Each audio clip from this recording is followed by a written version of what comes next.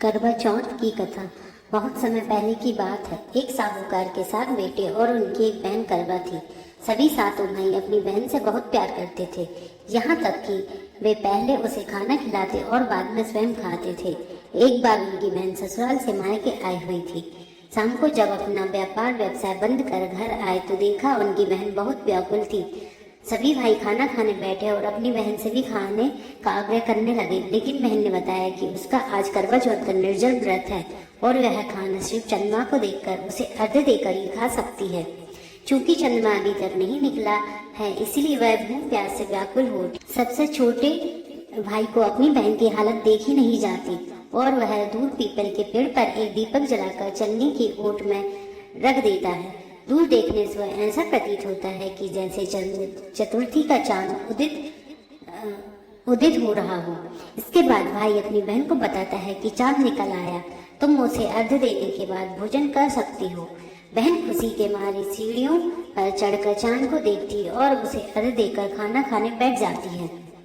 वह पहला टुकड़ा मुंह में डालती है तो उसे छींक आ जाती है, दूसरा टुकड़ा डालती है तो उसमें बाल निकल आता है और जैसे ही तीसरा टुकड़ा मुंह में डालने की कोशिश करती है, उसके पति की मृत्यु का समाचार उसे मिलता है। वह बौखला जाती है। उसकी भाभी उसे सच्चाई से अवगत कराती है कि उसके साथ ऐसा क्यों हुआ। करवा चौथ का व्रत गलत तरीके से टूटने के कारण देवता उससे नाराज हो गए और उन्होंने ऐसा किया है। सच्चाई जानने के बाद करवा निश्चय करती है कि वह अपने पति का अंतिम संस्कार नहीं होने देगी और अपने सतीत्व से उन्हें पुनर्जीवन दिलाकर रहेगी। वह पूरे 1 साल तक अपने पति के शव के पास बैठी रहती है और उसकी देखभाल करती है।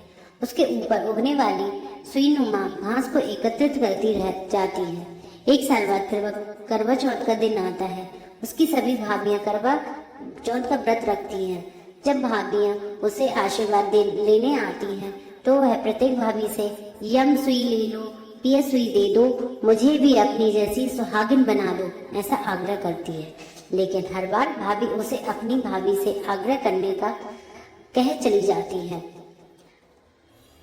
इस प्रकार जब 6ठे नंबर की भाभी आती है तो करवा उससे भी यही बात दोहराती है। यह भाभी उसे बताती है कि चूंकि सबसे छोटे भाई की वजह से उसका व्रत टूटा था, अतः उसकी पत्नी मैं ही सकती है कि वह तुम्हारे पति को दोबारा जीवित कर सकती है। इसलिए जब वह आए तो तुम उसे पकड़ लेना और जब तक वह तुम्हारे पति को जिंदा ना कर दे उसे छोड़ना नहीं, ऐसा कह वह चली जाती है। सबसे अंत में छोटी भाभी आती है। करवा उनसे भी सुहागिन बनने का आग्रह करती है, लेकिन वह टाल मटोली करने लगती है। इसे देखकर वह उन्हें जोर से पकड़ लेती है और अपने सुहाग को जिंदा करने के लिए कहती है। भाभी उसे छुड़ाने के लिए नोचती है, खटोसती है, लेकिन करवा नहीं छोड़ती।